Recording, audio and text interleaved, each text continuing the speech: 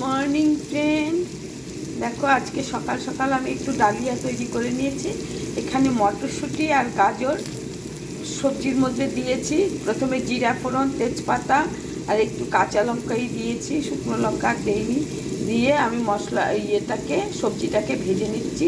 আর অল্প পেঁয়াজ ছিল, একটু পেঁয়াজও আমি দিয়ে দিয়েছি, কাটাই ছিল। বা পেঁয়াজ ছাড়াও হয়।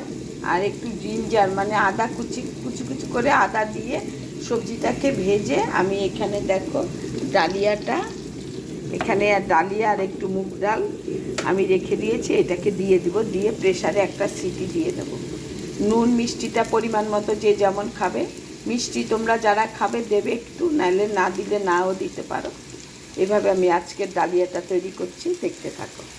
এবার ডালিয়াটা আমি দিয়ে দিয়েছি, একটু মুগ ডালও দিয়েছি। দিয়ে আমি একটা সিটি দিয়ে নেব। দিয়ে গরম জল দিয়ে দিয়েছি। নুন মিষ্টিটা তোমরা তোমাদের প্রয়োজন মতো দেবে।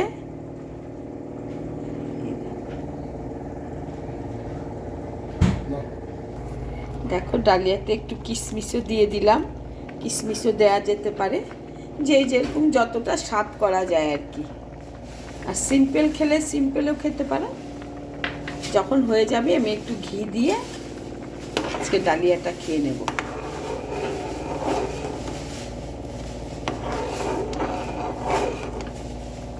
নারকেলও দেওয়া যেতে পারে, যারা নারকেল ভালোবাসো। ঘরে যদি নারকেল থাকে একটু নারকেল কোড়াও দিয়ে দিতে পারো, তাহলে জিনিসটা আরও সুস্বাদু হবে। দেখো বন্ধুরা, আমার ডালিয়াটা হয়ে গেছে। এবারে আমি উপর থেকে একটু ঘি দিয়ে দেব। ঘি দিয়ে সকালে ব্রেকফাস্টে আজকে এই ডালিয়াটা খেয়ে নেবে। তোমরা এইভাবে ডালিয়া বানিয়ে খেতে পারো সকালে ব্রেকফাস্টে। মাঝে মধ্যে কী খাবো তখন এই মাঝে মধ্যে এইভাবে ডালিয়া বানিয়ে খেলেও ভালো লাগে।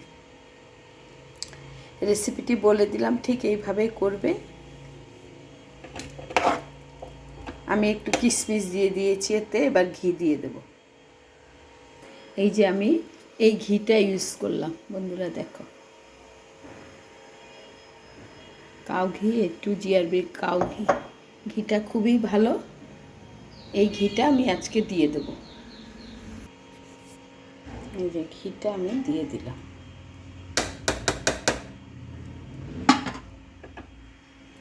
রেসিপিটি ভালো লাগলে লাইক কমেন্ট শেয়ার করবে, আমার পাশে থাকবে বন্ধুরা, তাহলে আমার ভীষণ ভালো লাগবে। তাহলে আজকের মতো আসি, টাটা, বাই বাই।